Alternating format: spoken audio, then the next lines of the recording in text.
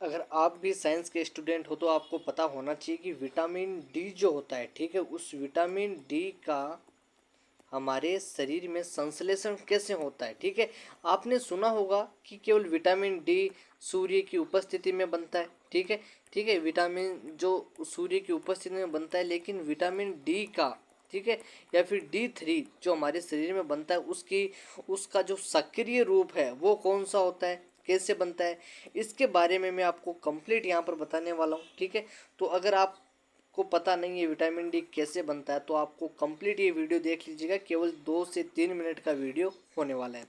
देखिए होता क्या है, हमारे शरीर की जो त्वचा है, ठीक है, हमारे शरीर की जो त्वचा है ना, हमारे शरीर की त्वचा, यहाँ पर मैं आपको लिख के बता रहा हूँ,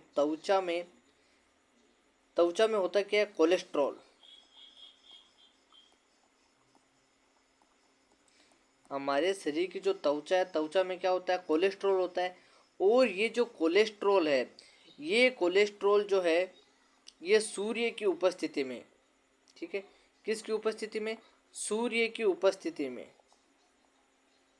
सूर्य की उपस्थिति में जो अल्ट्रावायोलेट आती है, यूवी रेज आती है, वो भी कौन सी, बीटा रेज, ठीक है, बी रेज जो होती है ना, उनकी उपस्थिति में, अल्ट्रावायोलेट बी रेज की उपस्थिति में विटामिन D3 में कन्वर्ट हो जाता है। ये तो आपको समझ में आ गया। ठीक है, विटामिन D3 के रूप में क्या हो जाता है, कन्वर्ट हो जाता है। तो क्या विटामिन डी अब हमारे शरीर में बन गया है क्या, नहीं। ये जो विटामिन D3 बना है ना, ये इसकी कौन सी फेज है, निष्क्रिय फेज है, यानी ये हमारे शरीर में कुछ भी काम नहीं करेगा, निष्क्रिय अवस्था है। जब भी कोई भी ऐसा व्यक्ति जो विटामिन डी से ग्रसित होता है, ठीक है, और अगर विटामिन डी उसको दिया जाए, ठीक है, लेकिन वो अभी अगर क्या D3 को डायरेक्ट अगर देते हैं तो वो कौन सी फेज में, निष्क्रिय फेज में, कौन सी अवस्था में है ये। अब ये जो है, इसको हम कहते हैं क्या है, D3 को, इसको हम कहते हैं कोल कैल्सिफेरॉल, कोल कैल्सिफेरॉल कहते हैं, ठीक है ना। तो विटामिन D3 को हम कहते हैं क्या, कोल कैल्सिफेरॉल, ठीक है, और किस अवस्था में, निष्क्रिय अवस्था में। अब देखिएगा, अब हमने क्या बना लिया, विटामिन D3 बना लिया, लेकिन D3 किस अवस्था में बनाया हमने, निष्क्रिय अवस्था में।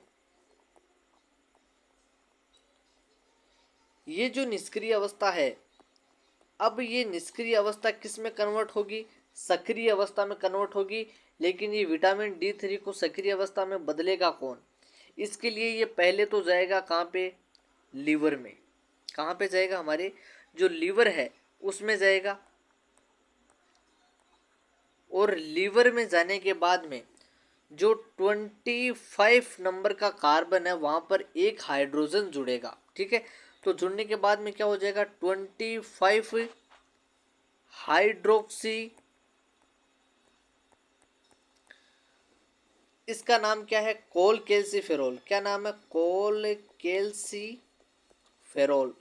कोल कैल्सिफेरॉल जो है वो किस में बदल बदल जाएगा, 25 हाइड्रोक्सी कोल कैल्सिफेरॉल। इसको हम शॉर्ट में क्या लिख सकते हैं, CC, ठीक है।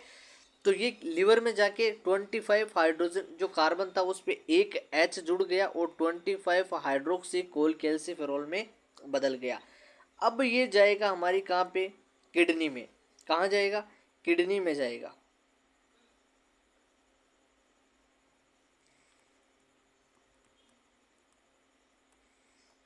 ये किडनी में चला गया। किडनी में जाके बाद में, ठीक है, ये 25 नंबर के कार्बन में हमें क्या जोड़ा, एक H जोड़ा। अब हम एक नंबर के कार्बन पे और H जोड़ेंगे तो क्या बनेगा, 125। और अब कार्बन जो हाइड्रोजन है वो कितने हो गए, दो, तो हम क्या कहेंगे, डाई डाई हाइड्रोक्सी,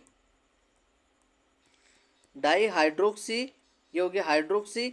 और कोल कैल्सिफेरॉल, ठीक है, कोल कैल्सिफेरॉल को मैं लिख सकता हूँ शॉर्ट फॉर्म में CC। अब ये किडनी में किस फेज में बदल गया, सक्रिय अवस्था में, यानी विटामिन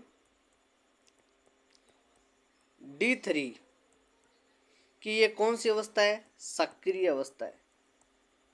कौन सी अवस्था है, सक्रिय। और सक्रिय अवस्था कहाँ होती है, किडनी में। किडनी में क्या बनता है, तो विटामिन D3 का अगर मैं पूरा नाम आपको पूछ लूँ तो विटामिन D3 का पूरा नाम क्या है, 125 डाई हाइड्रोक्सी कोल कैल्सिफेरोल। अब से क्या बोलोगे, ऐसे नहीं बोलोगे कि हाँ सूर्य की उपस्थिति में बनता है, क्या बनता है, विटामिन D3 बनता है। लेकिन बेटा वो कौन सी अवस्था में रहता है, निष्क्रिय अवस्था में रहता है। ठीक है, अगर आप साइंस के स्टूडेंट हो तो इतना आपको पता होना चाहिए कि सर जो विटामिन D3 है वो जब हमारे शरीर में जो कोलेस्ट्रॉल के रूप में रहता है, लेकिन सूर्य की उपस्थिति में, बी रेज की उपस्थिति में वो जो है कन्वर्ट हो जाता है विटामिन D3 में, यानी कोलकैल्सिफेरॉल में।